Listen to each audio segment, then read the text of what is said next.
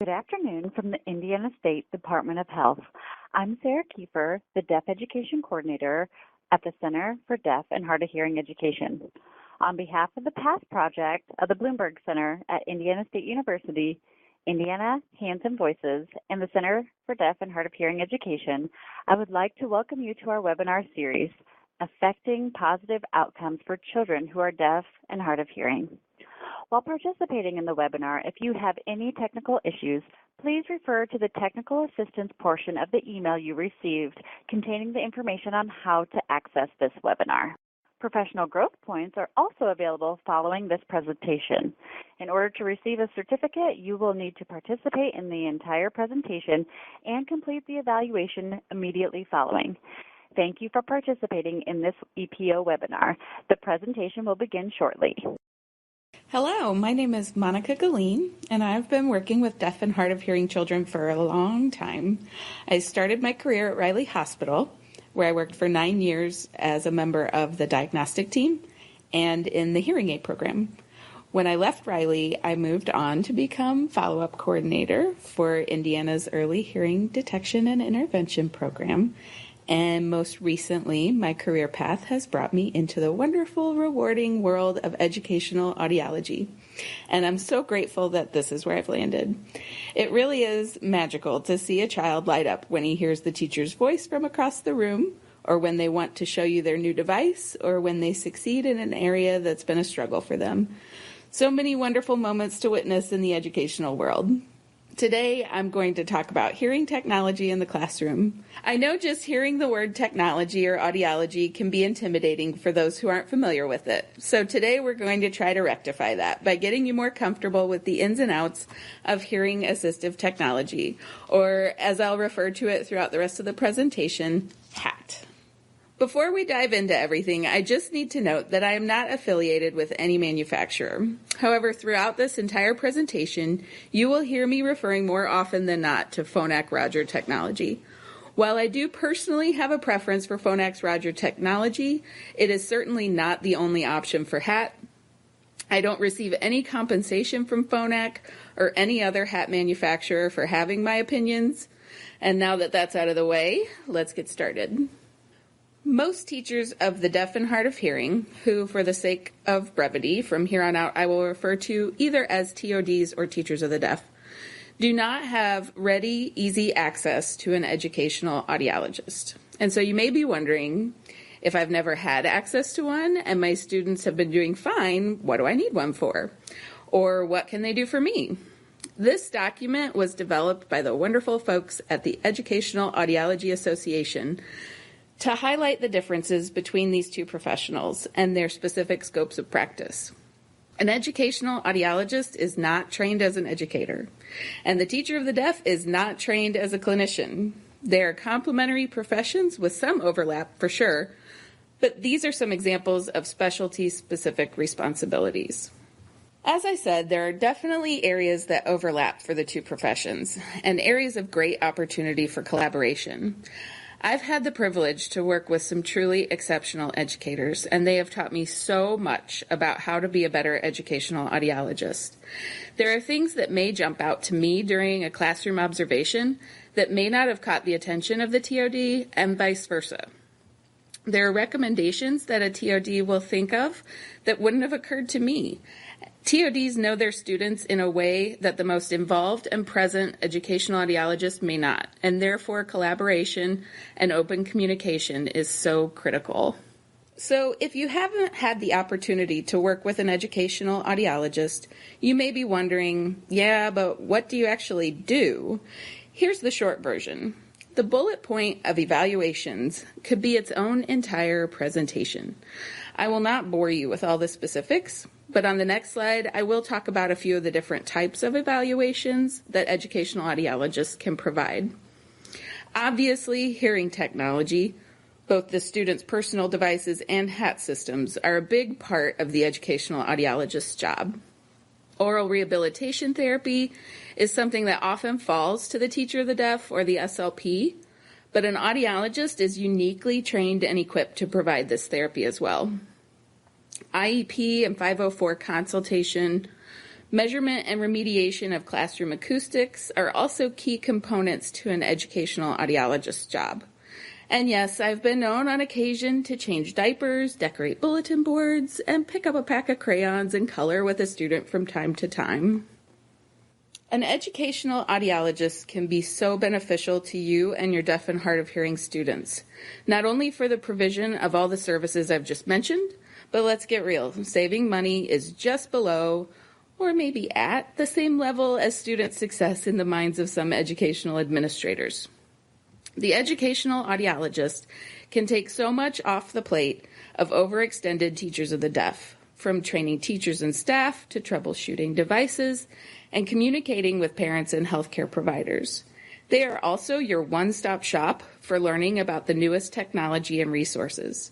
And as I mentioned in the last slide, they are able to perform a wide range of evaluations based on the needs of the district, school, or individual student. Functional listening evaluations, or FLEs, performed in the classroom, as well as speech and noise testing in the sound booth, can offer essential information to provide evidence for, or in some cases against, the use of HAT. Recently, I've also begun evaluating students to determine the necessity of having a test read aloud by a live voice rather than how it would normally be presented via recorded voice on a computer. This is vital for some of our students with the amount of testing intended for presentation through the computer. Obviously, some of our students have some major difficulties understanding voices that are recorded when they don't have visual cues. So what happens if you don't have access to an educational audiologist? Depending on the situation, the student and the teachers, maybe not much. However, that is not always the case, and as the saying goes, you don't know what you don't know. These examples are from an article on the Wrights Law website that talks about educational audiology as a related service on the IEP. I've seen a couple of these firsthand, unfortunately. More times than I'd like to admit, I've walked into a classroom where the teacher proudly shows me that she is wearing the microphone transmitter, but when I pull the student aside, he is not wearing any receivers to receive that microphone signal. Also, I've seen several students who were offered or given sound field speakers in the classroom for whom this was an inappropriate intervention due to the severity of their hearing loss and or the status of their hearing aids. Okay, here we go. Let's just dive right into the technology like we know exactly what we're doing. Fake it till we make it, right? Well, hopefully after this presentation, you'll feel a little more comfortable and you'll be making it more than you're faking it. We'll talk about each of these different types of technology and give you some pointers to use with your students. So let's start at the beginning.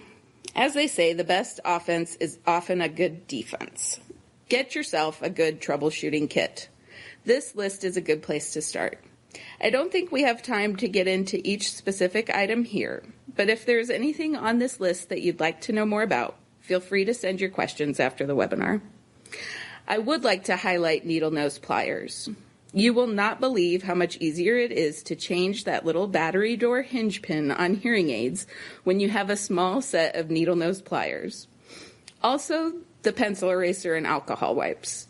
I would say 75% of your run-of-the-mill connection issues can be resolved by cleaning the contacts using a pencil eraser and alcohol wipe, but I'm getting ahead of myself.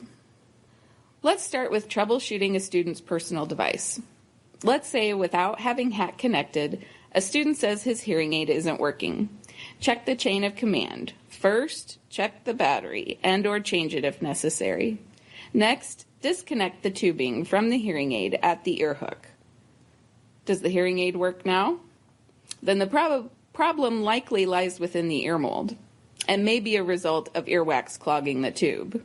You can try to clean it using the wax loop and ear mold blower from your trusty troubleshooting kit.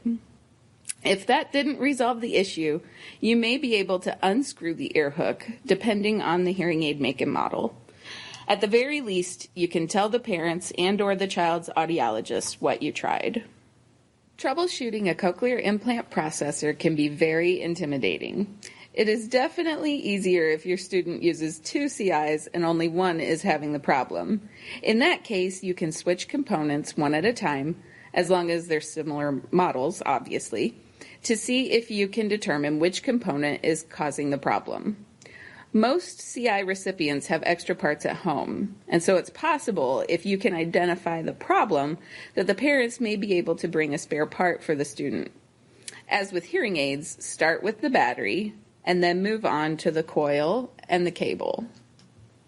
Bone conduction hearing aids, bone-anchored hearing aids, BAHAs, you may hear these referred to in several different ways. It may be worn on an abutment, which is just a metal snap that is sticking through the skin behind the ear. It may be worn on a magnet or on a soft band, which is the elastic headband with the snap on it. As before, the first rule of troubleshooting BAHAs is to check the battery. With devices from the manufacturer COCHLEAR, you are able to listen to the device yourself by snapping it onto the tool pictured, holding it snugly against your head, and plugging your ears with your fingers, which simulates a conductive hearing loss to a small extent. This allows you to hear the signal from the BAHA. If all else fails, call the manufacturer. They often have an audiologist on staff that can answer a lot of your troubleshooting questions. Or, obviously, also you can refer to the managing audiologist. When troubleshooting HAT, you always want to listen through the student's device, if possible. I've said it 100 times already, but checking and or changing that battery should always be first on your list. Sometimes the battery has just enough juice left to still power the hearing aid, but not enough to also power the receiver. Isolating the different parts of the HAT system, the audio shoe, the receiver, etc., should help you determine the specific problem. If you have access to an MLX checker from Phonak, you can listen to a three-prong receiver without the need for them to be connected to a student's device, which can also be helpful in isolating the problem. Here I've included a picture of a HAT system with a hearing aid to help illustrate the different parts. Those audio shoe contacts are so often the culprit in connection issues. If they don't look shiny and clean like in this picture, that can often cause static, intermittent connection, or no connection at all. Pick up your pencil eraser and go to work. The COCHLEAR Nucleus 5 and 6 models look very, very similar from the outside. They both have an accessory port that accepts a Euro adapter, which is that little black piece, for connection of a 3-prong receiver, like a Roger X. Or you can also plug in a Roger 14 integrated receiver, which is basically a receiver that looks like the Euro adapter pictured here. That accessory port also accepts a headset that you can get from COCHLEAR in order to listen to the processor's microphones as well as the HAT connection. If you have students with these devices, I highly recommend getting that headset. If you have any students with the COCHLEAR Nucleus 7, you probably know that they do not accept a Euro adapter. They use an integrated Roger 20 receiver that attaches between the body of the processor and the battery pack, as shown in this diagram. The Advanced Bionics NAIDA Q90 requires an integrated Roger 17 receiver for direct connection to HAT. That's that little piece that's sliding on at the bottom of this diagram. Another option for connecting this processor to HAT is by having the student wear a Phonak Compilot around his neck with a receiver like a Roger X plugged into it, which will then stream the HAT signal to the CI processors. However, this is not the recommended setup according to the manufacturers. These are just examples of the most common processors I've seen on students. There are certainly manufacturers and models that I haven't covered here, like Medel, the COCHLEAR Kanzo, in which the entire processor is housed off the ear in the diameter of the magnet, and many others. If you need or want information on those specifically, I suggest contacting the manufacturer directly. By now, you may have heard of the Mini Mic 2 Plus, or as Resound calls it, the Multi-Mic. Same thing. This is a relatively new proprietary remote microphone that has been marketed to users as a great tool for the classroom. I don't deny that there are definite pros to this microphone, especially for our older students, and especially outside of the classroom. But because of the cons listed here, I just don't see it as being the best option for the classroom, especially for our younger students who may not be the most reliable button pressers or button leavers aloners, or in situations where there are multiple students using HAT in the same classroom. While on the topic of students who can't leave things alone, it's a good time to mention that manufacturers have many tamper-proof options for the battery door, as pictured here.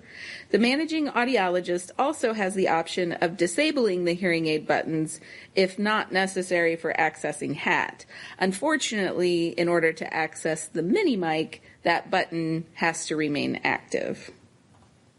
There are a couple of different ways to use the mini mic. The first one, pictured here, is the intended primary use of the microphone.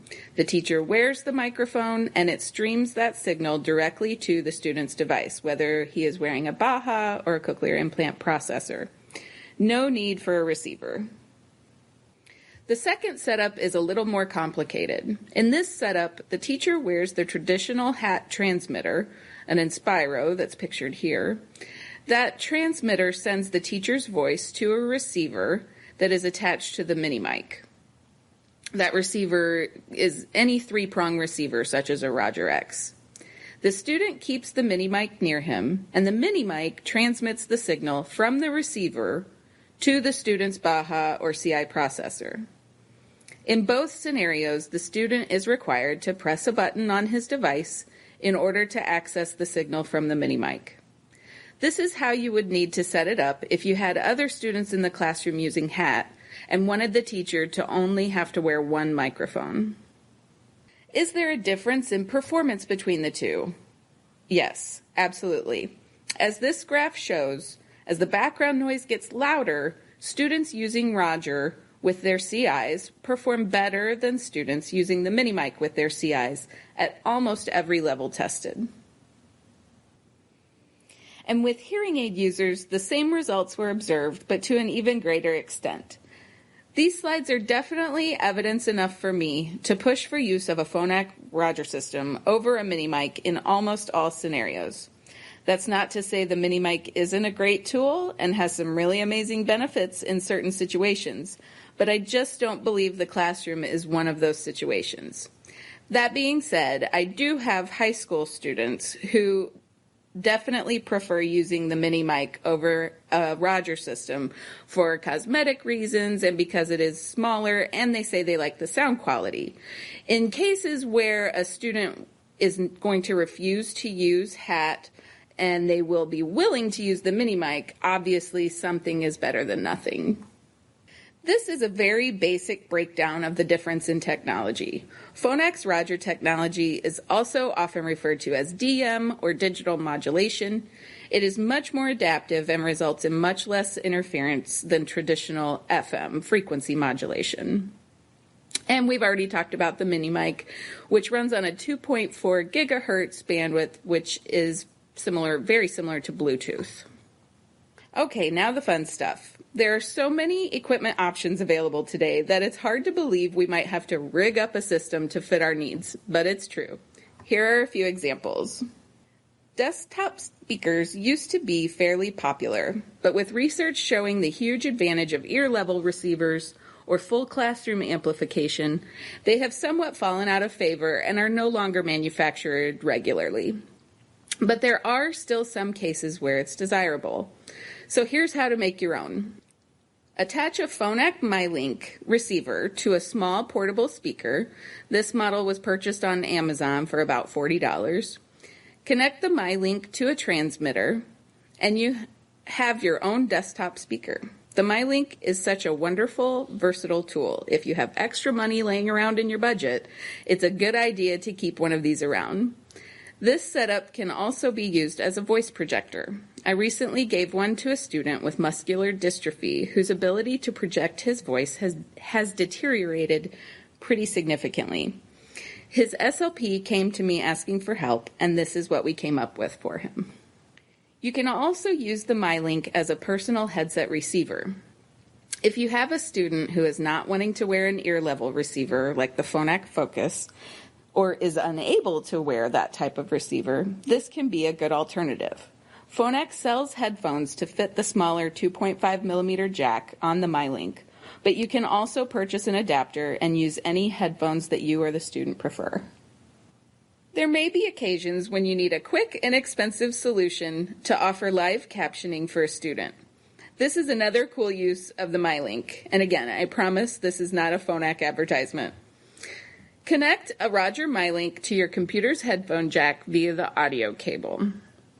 Choose microphone in rather than headphones or speaker out, etc. from the audio menu. Sometimes this pops up on its own, sometimes you have to look for it. Chromebooks are an exception, and I'll talk about that in a minute. Open a Google Doc. Under the Tools, click on Voice Typing to activate the voice-to-text feature.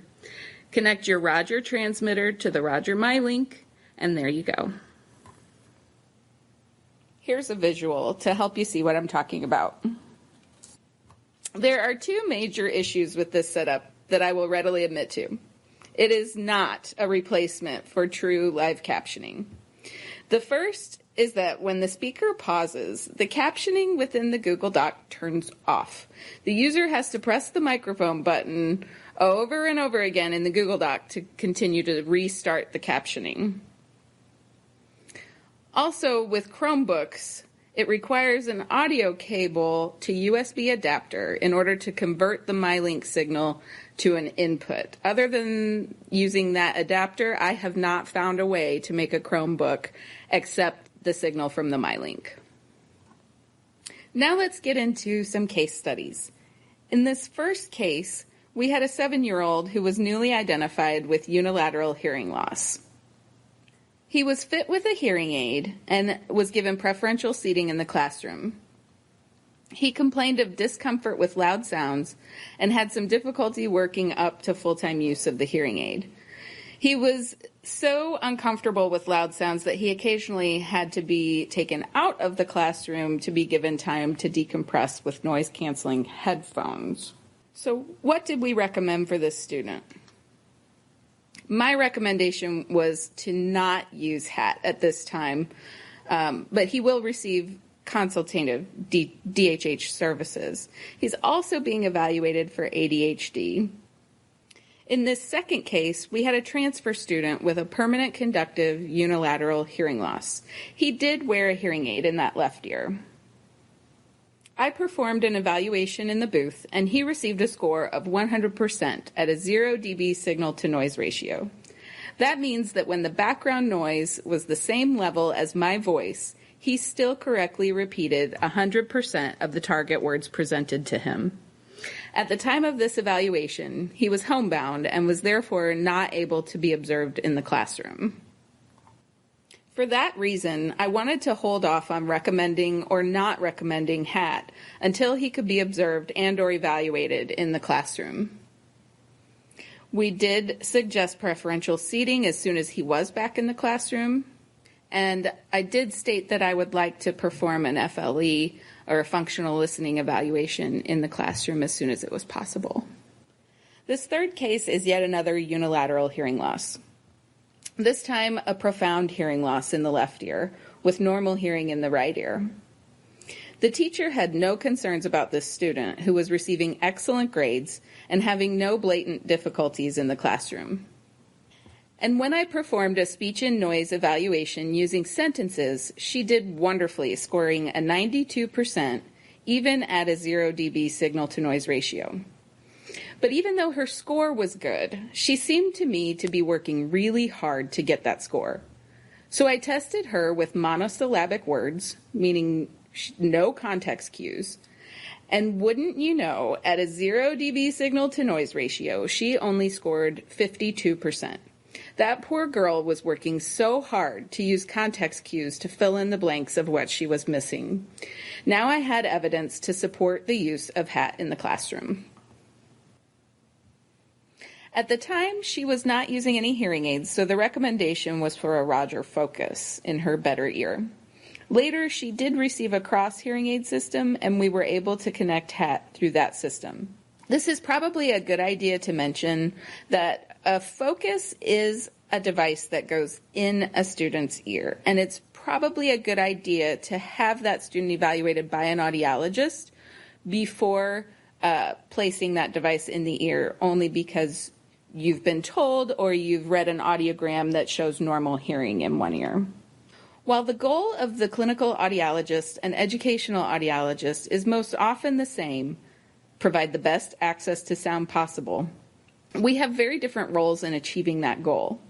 However, the number one responsibility of both should be open communication. The educational audiologist is the gatekeeper of invaluable knowledge that the clinical audiologist can use to do their job better, and vice versa. The only way to access that knowledge is communication. In the absence of an educational audiologist to act as a liaison to the clinical audiologist, how can educators and school staff better partner with clinical audiologists? One of the easiest ways to facilitate this relationship is to always keep a current release of information form. Today's privacy laws are strict, and hospitals and clinics are closely monitored for compliance. By having the parents or guardians sign the release form once a year at the case conference, you are ensuring access to that student's important audiology information and securing your ability to keep that line of communication open with the clinical audiologist. I'll say it again, communication is key. If you have a concern about a student's performance, or if you notice they are suddenly missing the same sound on their lean checks every day, let the audiologist know. This will help them in their programming and mapping of the student's devices. And lastly, if you plan to send HAT equipment with the student to their audiology appointments, give that audiologist a heads up. Let them know why you're sending it and what you're sending and what you'd like for them to do. A little advanced knowledge of what's coming can help that audiologist plan accordingly to be able to provide what's necessary for their visit. So that's it. I am happy to answer any questions about the material presented today, and if your district is looking for consultative educational audiology services, please feel free to contact me directly. Thank you. My name is Robin Toma, and I am the project coordinator for the PASS project. On behalf of Indiana Hands and Voices, the Center for Deaf and Hard of Hearing Education, and the PASS project, we want to thank the presenter. I realize that some of you may have questions regarding today's presentation. Due to time constraints, we ask that you share your questions in the space provided on the evaluation. The presenter will address each of these questions, and answers will be sent to all participants via email. In order to receive a certificate of attendance for participating in today's webinar, you will need to take a moment to complete the webinar review and evaluation. The link to complete this survey was sent to you in the same email as the webinar link. The survey includes 2 questions that ensure completion of the webinar and additional evaluation questions. We are asking that you complete the survey by this Monday at 4 p.m. Certificates of attendance will be sent via email in 1 to 2 weeks. If you have any questions regarding the webinar review and evaluation, feel free to contact Robin Toma. We want to thank you for participating in today's webinar. We hope that the information provided will benefit your practice. We look forward to your participation in future webinars and trainings.